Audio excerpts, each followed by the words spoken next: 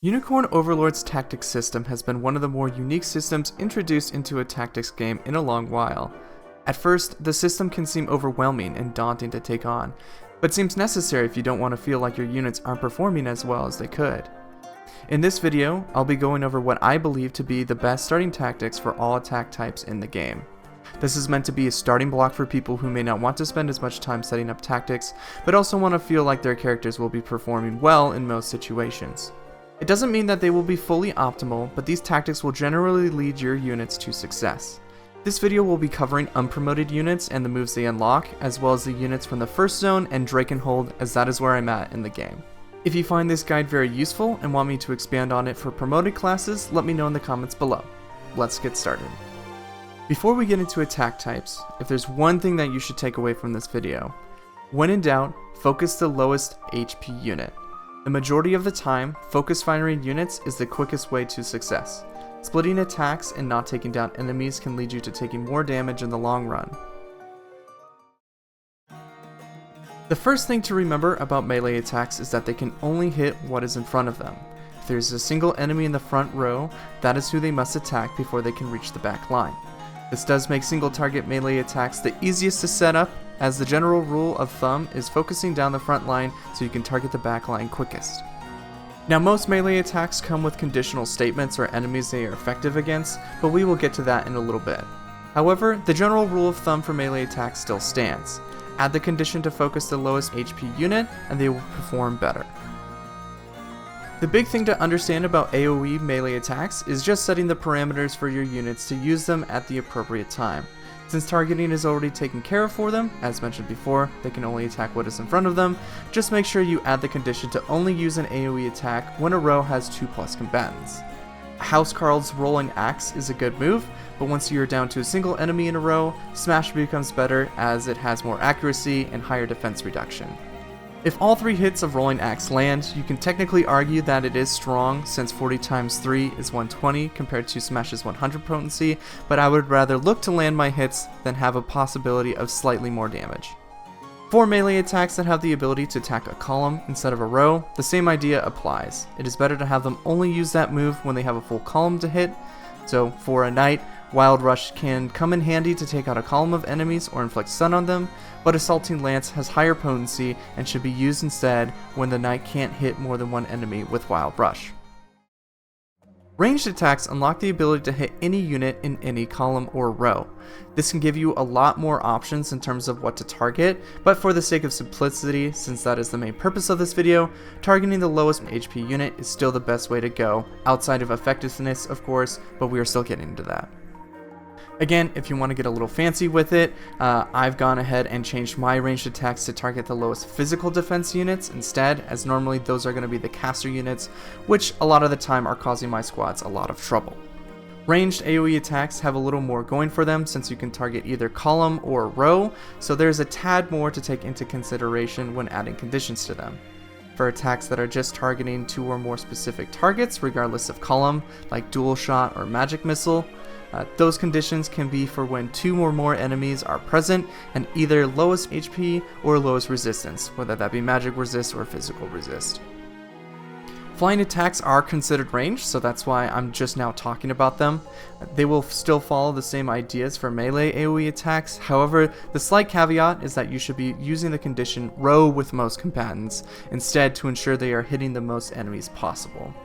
For column attacks, the same condition for melee column attacks should be used.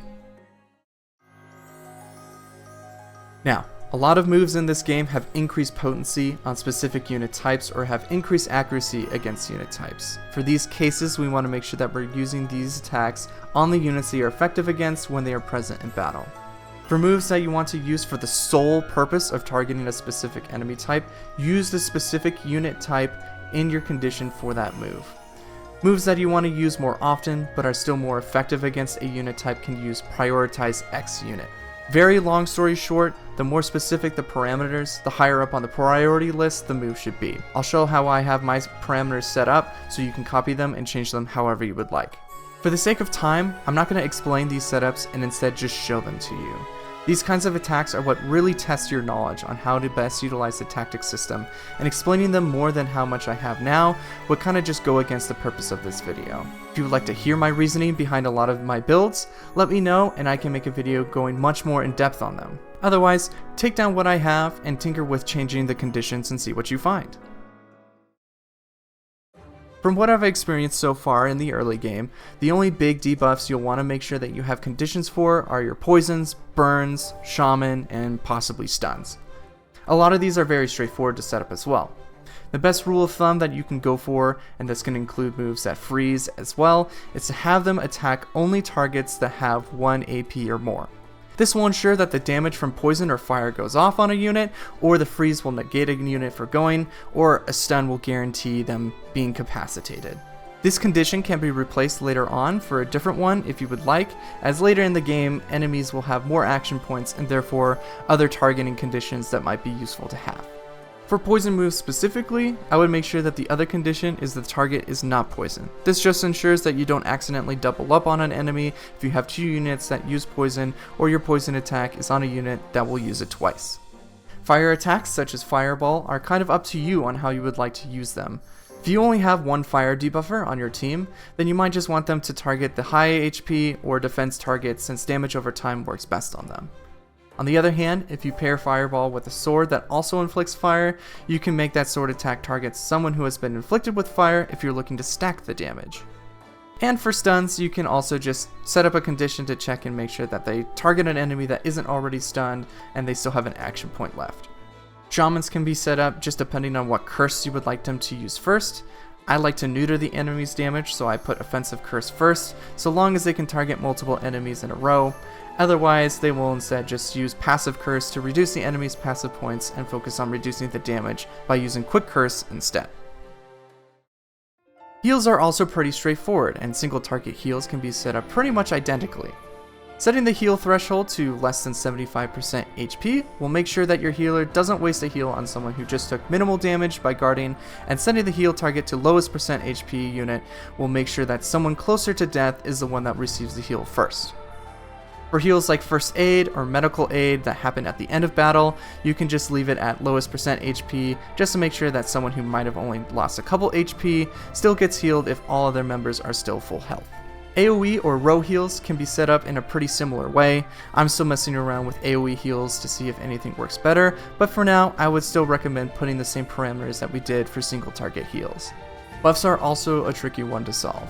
In cases where you're trying to target a specific unit with a buff, it is very team dependent on how that will work. Generally, if we are not getting into specific targeting strategies, you can leave them alone and let God or default parameters decide who is going to get buffed. The only condition I would consider adding are in cases where you want to make sure another passive goes off. For example, setting a condition to buff when the soldier has 2 passive points or more in order to make sure that the first aid still goes off at the end of battle. Since I didn't really know where else to put this, I'm going to slot it under buffs, but for other moves that use passive points like blocking or follow-up attacks or other heals that maybe I didn't mention, it's still best to just leave those alone, as a lot of the time they proc regardless of what parameters you're setting unless they're extremely specific. So a lot of the time you can leave blue abilities basically alone until you're ready to really start tinkering with them. For other things like cleanses, those can also be left alone as they will just go off when someone gets debuffed. Again, of course, unless you want to make sure that you have a passive point left over for any other healing you would like to do. What I'm mainly referring to when I talk about conditional attacks are attacks that reward you with resources or effects after meeting their set condition. In this case, it would be a Knight's Assaulting Lance giving more AP if the attack lands a killing blow, or the attack Fire Burst from Caloric Staff that turns the attack AoE if it targets a burning unit. In cases where you're looking to get AP by getting a kill, you can set the conditions for the move to activate when a target's HP is below 25% or 50% like it is set by default, with the addition of targeting the lowest HP unit. Or, if you're a knight, just have it set to that skill by default and watch as they mow down infantry units.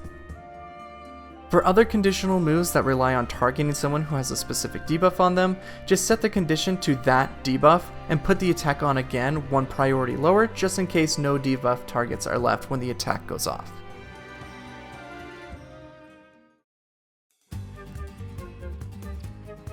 The only real example I have of what could presumably be called a combo attack is the synergy between Rosalind's Primus Edge and Freezing Thrust attacks. Since Freezing Thrust is more potent when she has summoned fairies, it's important that she attacks first with Primus Edge. The most consistent way for her to do this is to set Primus Edge to be her first action and put Freezing Thrust as her second priority. You can also set the condition for her to use Primus Edge when she has 2 action points or more, but setting it as her first action will make sure that she uses it only once, even if you increase her action points. Okay, those are the recommendations that I have for these attack types. If you can think of any more attack types that maybe I didn't go over, or units that I don't have right now that you think would be good for newer players to know about, please go ahead and put your build recommendations in the comments below, or start a conversation on what I can do next. Again, if you're interested in me talking about more complex builds as you get later into the game, let me know and I can start building recommendations about those once I hit there, of course. If you happen to make it this far into the video, thank you so much for watching, and please consider subscribing if you're interested in more Unicorn Overlord content.